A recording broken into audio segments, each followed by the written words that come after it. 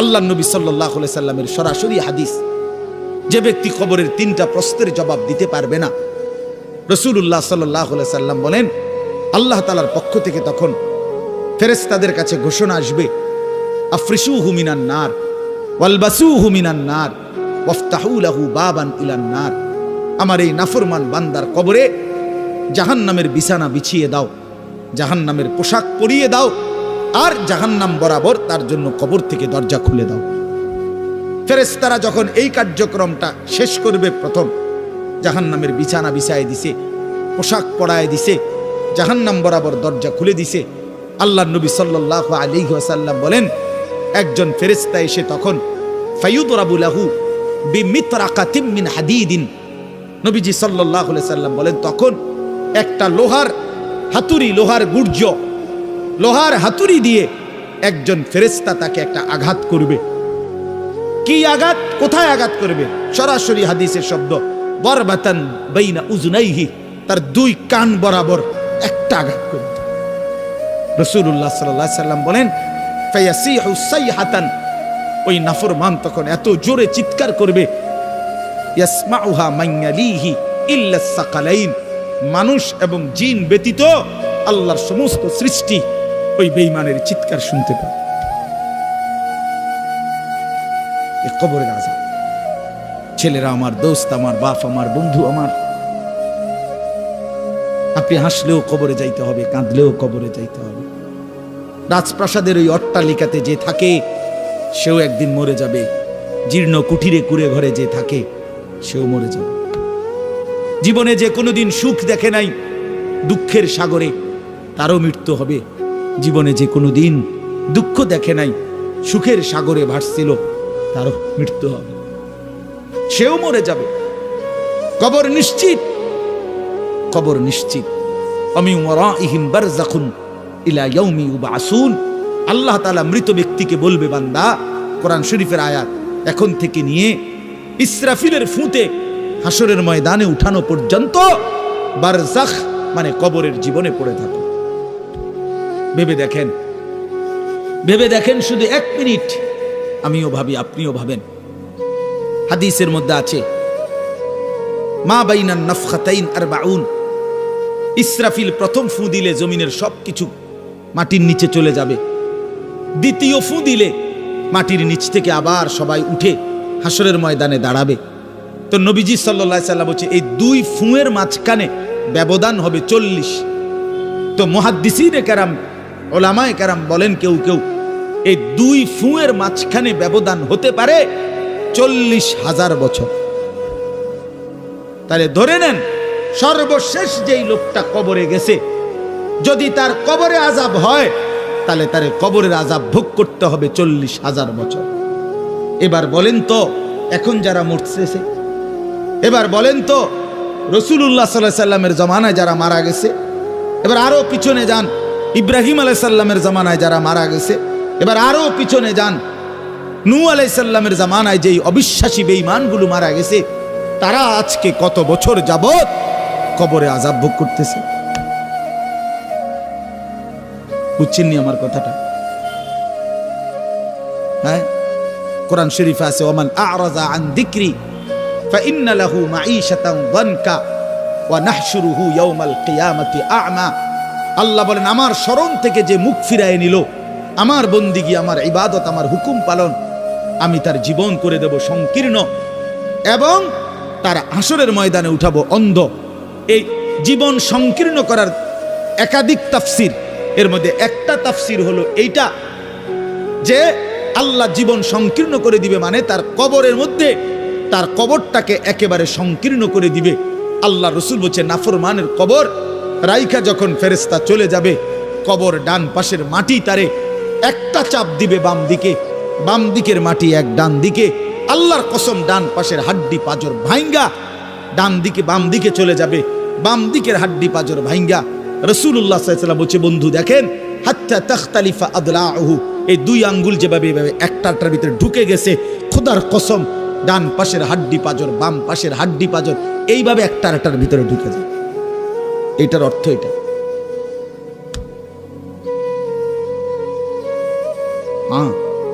রাসূলুল্লাহ সাল্লাল্লাহু আলাইহি সাল্লাম একদিন হযরত বারা ইবনে আযিব রাদিয়াল্লাহু তাআলা আনহু থেকে বর্ণিত, নবীজি একদিন এক সাহাবীর জানাজা পড়তে গেছেন।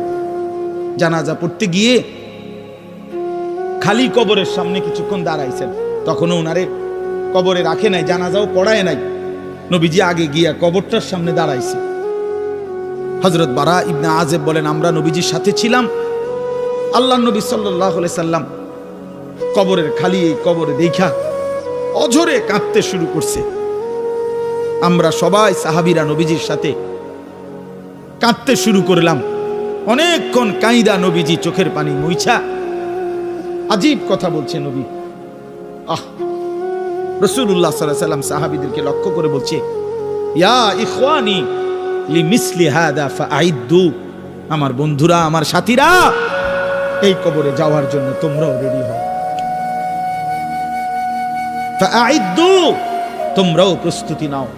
অচিরেই তুমি আমি সবাই এই কবরেই পৌঁছে যাইতে হবে। রাসূলুল্লাহ সাল্লাল্লাহু আলাইহি সাল্লাম বলছেন, প্রিয় বন্ধু আমার, জওয়ান সাথী আমার, সামান্য এই কয়েকদিনের জওয়ানি নষ্ট না করা, নষ্ট না করা, কোনোভাবেই নষ্ট না করা। তো এই জন্য বললাম, এই সূরা মুলক এটা আল্লাহ তাআলা অত্যন্ত ফজিলতপূর্ণ একটি সূরা। রাসূলুল্লাহ সাল্লাল্লাহু আলাইহি সাল্লাম বলছেন, এটা কবরের আযাব থেকে রক্ষা করবে। এই সূরা নিয়মিত তাফসীরের মধ্যে আমি নিজে পড়ছি, তাফসীরে কুরতুবিতে আছে। আল্লাহর নবী সাল্লাল্লাহু আলাইহি সাল্লাম বলেন, লাওয়াদিতু, নবীজি বলেন, আমার দিলের আশা, আমার দিলের তামান্না, আমার উম্মতের প্রতিটা মুমিন তার কলিজার ভিতরে, তার জবানে এই সূরা মুলক থাকুক, সূরা মুলক থাকুক। অর্থাৎ রাসূলুল্লাহ সাল্লাল্লাহু আলাইহি সাল্লাম বলতেন, আমার প্রতিটা মুমিন বান্দা উম্মত যেন এই সূরা মুলক তেলাওয়াত করে, যেন কবরের আযাব থেকে রক্ষা পায়। নবীজি 5 ওয়াক্ত নামাজের পরে, আল্লাহর কসম ভাই, এখানে অনেক ওলামায়ে কেরাম আছে, আপনি জিজ্ঞাসা করেন, নবীজি 5 ওয়াক্ত নামাজের পরে, সরদারে দু আলম নবীর তো কোনো গুনাহ নাই, তিনি নিষ্পাপ, তিনি তো জান্নাত উদ্বোধন করবেন। আনা আউয়ালু মান ইয়াকরাউ বাবাল জান্নাহ, নবী বলছে, আমি সেই মুহাম্মদ যে প্রথম জান্নাতের দরজা আমি নাড়বো, জান্নাতের কড়া নাড়বো আমি মুহাম্মদ। ভিতর থেকে ফেরেশতা বলবে, আপনি কে? আমি বলবো মুহাম্মদ। ফেরেশতা বলবে, আনতাজিরু লাক, আমি তো আপনার অপেক্ষাই করছিলাম, আপনি আসবেন বলেই তো অপেক্ষায় ছিলাম, আপনি উদ্বোধন করে দিলেই তো বাকিরা ঢুকবে। তো সেই নবী যিনি জান্নাত উদ্বোধন করবেন, তিনি 5 ওয়াক্ত নামাজের পরে ভাইয়া প্রতিদিন তিনি যেই কথাটা দোয়া করতেন, এর মধ্যে একটা দোয়া এটা, আল্লাহুম্মা ইন্নী আউযু বিকা মিন আযাবিল কবর ওয়া মিন ফিতনাতিল কবর ওয়া মিন ফিতনাতিল মাসীহিদ দাজ্জাল ওয়া মিন ফিতনাতিল মাহইয়া ওয়াল মামাত। আল্লাহ, আমি কবরের আযাব থেকে পানাহ চাই। নবীজি নিজে বলতেন, নবীজি নিজে বলতেন। প্রিয় ভাই, বাবা আমার, চলেন সবাই নিয়ত করি, নিজেকে গুনাহ থেকে বাঁচানো দরকার, নিজের আল্লাহর নাফরমানি থেকে বাঁচানো দরকার।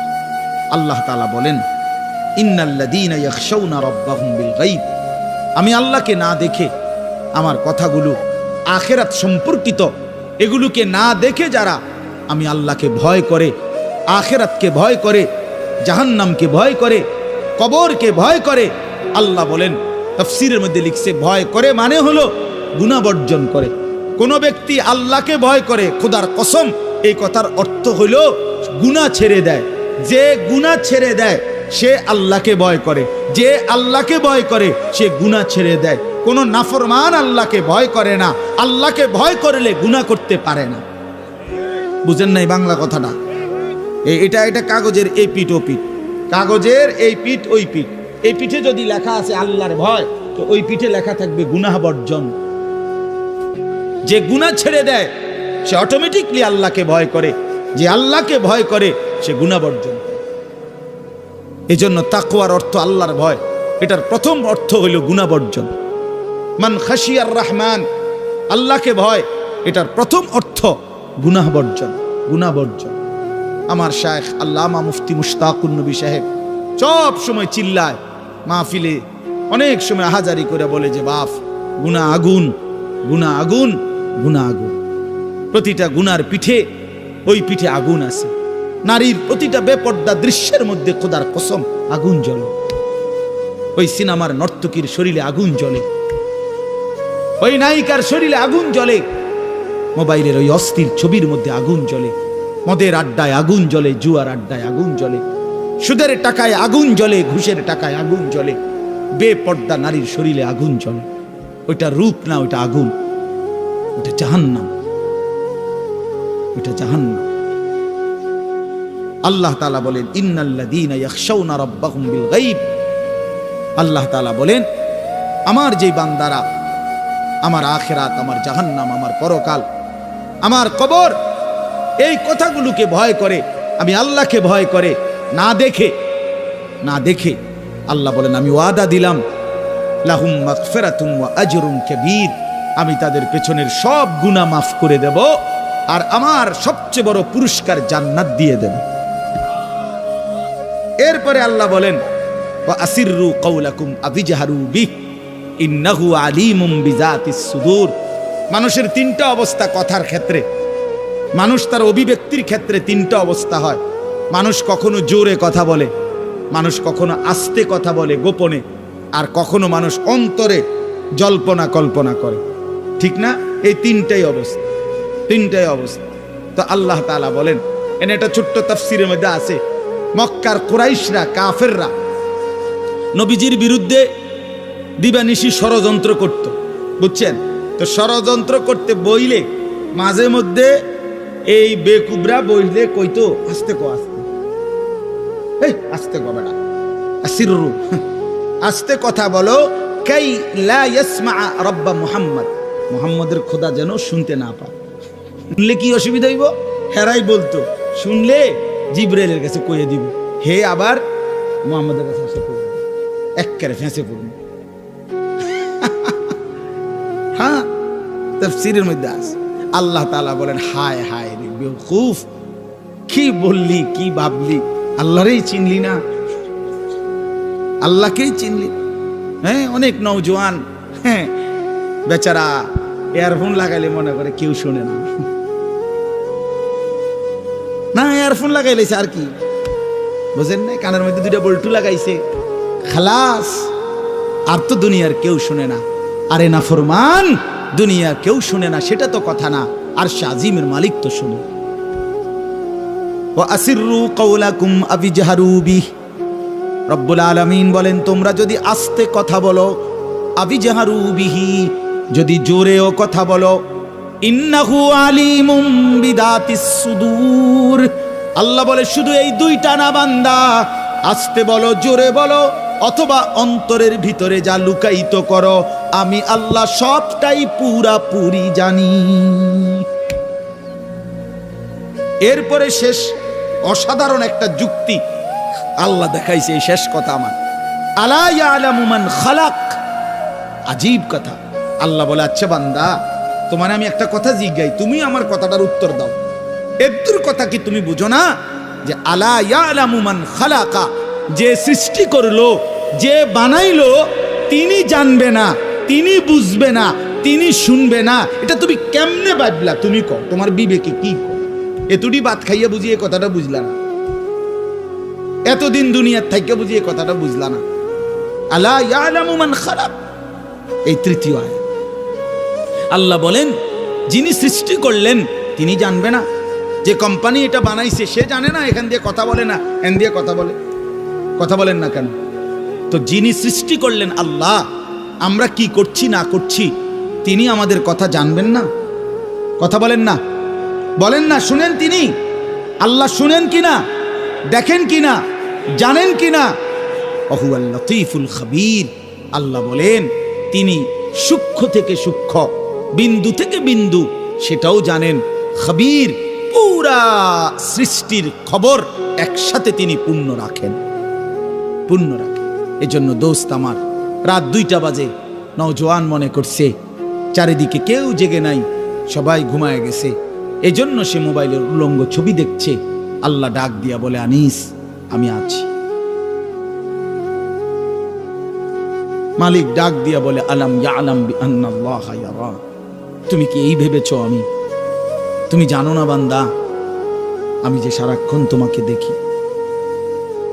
আল্লাহ তাআলা রাতেও দেখে, দিনেও দেখে, একাকীও দেখে, প্রকাশ্যও দেখে, অন্ধকারেও দেখে, আলোতেও দেখে। সাত আসমানের উপরে কোনো ফেরেশতা হাঁটলেও মালিক দেখে, সাত তবক জমিনের নিচে কোনো পিঁপড়া হাঁটলেও মালিক দেখে। আটলান্টিক মহাসাগরের যে প্রাণী গভীর তলদেশে, আল্লাহ তাকেও দেখে। হিমালয়ের সুউচ্চ চূড়ায় যে প্রাণী, আল্লাহ তাকেও দেখে। ওয়ায়ালামু মা ফিল বাররি ওয়াল বাহর, জলে স্থলে যা আছে আল্লাহ বলেন সব তিনি জানেন। ওয়ামা তাসকুতু মিন ওয়ারাকাতিন ইল্লা ইয়ালামুহা, একটা গাছের পাতাও যদি পড়ে আল্লাহ বলেন আমি তাও জানি। ওয়ালা হাববাতিন ফি যুলুমাতিল আরদ, মাটির তলদেশে যেই চারা দানা বীজ তোমরা রোপণ করছো, বপন করছো, আল্লাহ বলে কোন দানা কোন চারা আমি তাও জানি। ওয়ালা রাতবিন ওয়ালা ইয়াবিসিন, শুকনায় কি আছে ভিজাতে কি আছে আমি সব জানি। ইল্লা ফি কিতাবিম মুবিন, ওহ মালিক বলে শুধু জানি না রে বান্দা, বরং আমি সব কিছু আমার তাকদীরে লৌহে মাহফুজের মধ্যে স্পষ্ট করে লিখে রেখেছি।